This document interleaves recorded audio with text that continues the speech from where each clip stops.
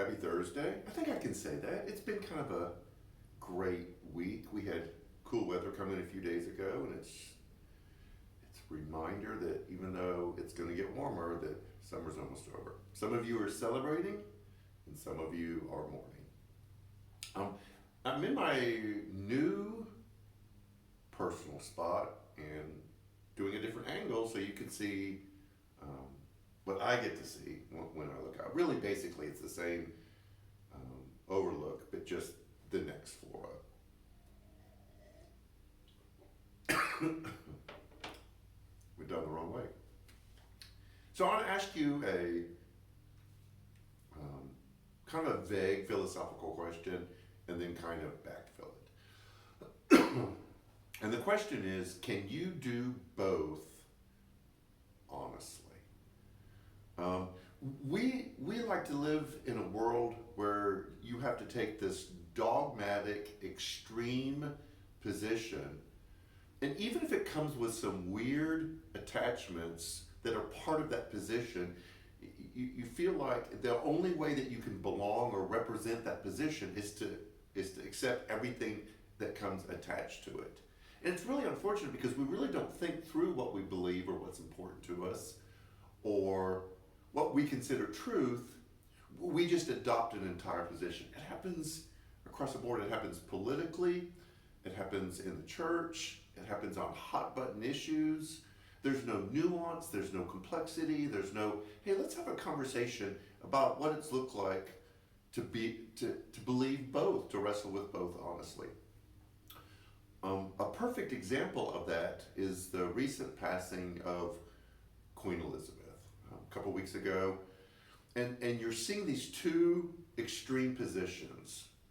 And you feel like you're forced to choose. There's either this unconditional, undying adulation for what seems like, and I don't mean that sarcastically, just 70 years reign of this very genteel, loving queen, the ruler of the monarchy.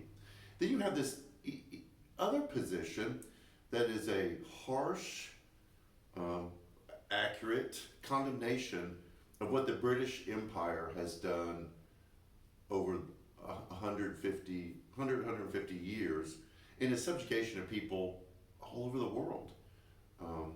There was the saying once that the sun never set on the British Empire. And the joke, which I still think is hilarious, is why are there pyramids in Egypt? It's because the British couldn't drag them to England. And so it feels like you're forced to choose that you either have this affection toward the Queen or this condemnation of the British Empire, but you really can't hold both of those in tension. And that's really unfortunate because a lot of us live in the in-between space, and it depends. Like, I think the Queen seemed like a really decent person. She was kind, she was compassionate, she had to navigate some really difficult situations in her 70 years of reigning, being elevated to queen at 25. At 25, I didn't have the maturity to do what she had to do. But people aren't wrong about the colonialist, imperialistic practices of the British Empire. America has some of those too. And so we feel like because there's no space in between that we have to choose one or the other. We can't handle both very well. And we see that in our American culture. You know, either you're for this or you're against it. But there can't be this really delicate, nuanced conversation about what probably is a really complex problem. And that's unfortunate because we're uncomfortable with tension. We don't like saying, I'm I'm a fiscal conservative, but I don't mind spending money on my kids. I'm a pacifist, but sometimes you have to take action for difficult situations. And we force everything into that one place. I think one of the surest signs of maturity, whether it's wrapped in an understanding of Christianity and who Jesus was, or just maturity in general, and that is the ability to hold something that you don't necessarily agree with and consider it with an open mind. We're not good at that. We're defending our position. So I think, one, that's a skill that would really benefit us if we learn to develop it. When you hear something on the news and there seems to be two opposing sides, that you don't find yourself completely drawn to one, throwing away the other one, and then having to defend all this other garbage with that one position. That we would grow that skill, because it's an important skill in order for us to relate to other people, but it's also an important skill because it helps us in our faith, in our relationship with God.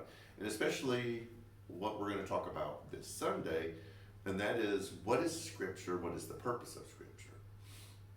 And we tend to fall into this binary.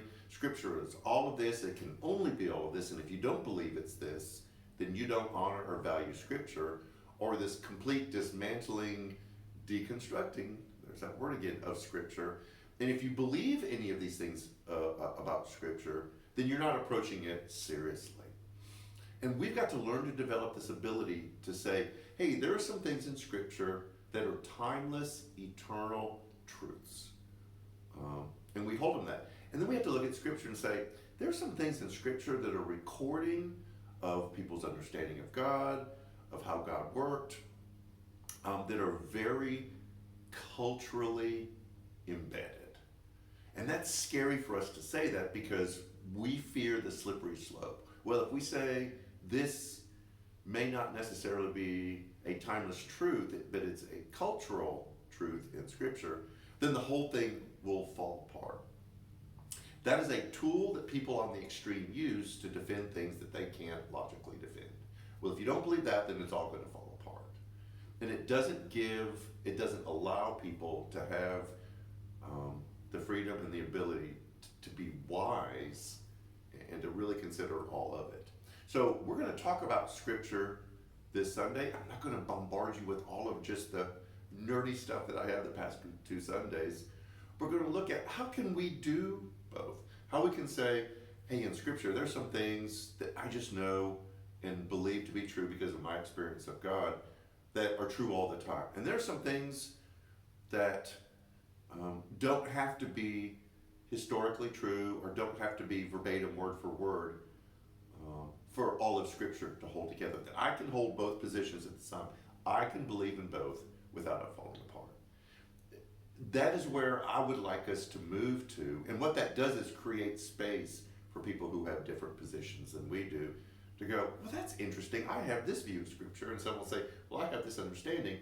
And we don't have to have a break in our relationship, and we don't have to draw a line in the sand and say it's either or. The older you get, the more you realize very few things are either or. Now, there are some things that are, but there's a lot less than we want there to be, because that's out of our own insecurity. So, it'll be less nerdy. It'll be more practical. I mean, it's going to be super practical. There'll be some very specific things that I give you that help you deal with the both in Scripture. We have a lot going on.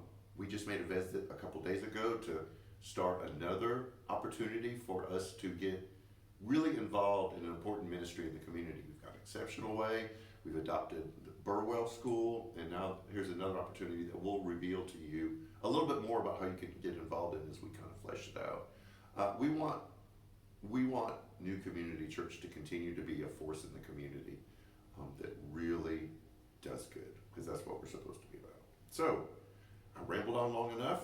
You've got stuff to do. I do too. Have a great day. We'll see you this weekend, and take care.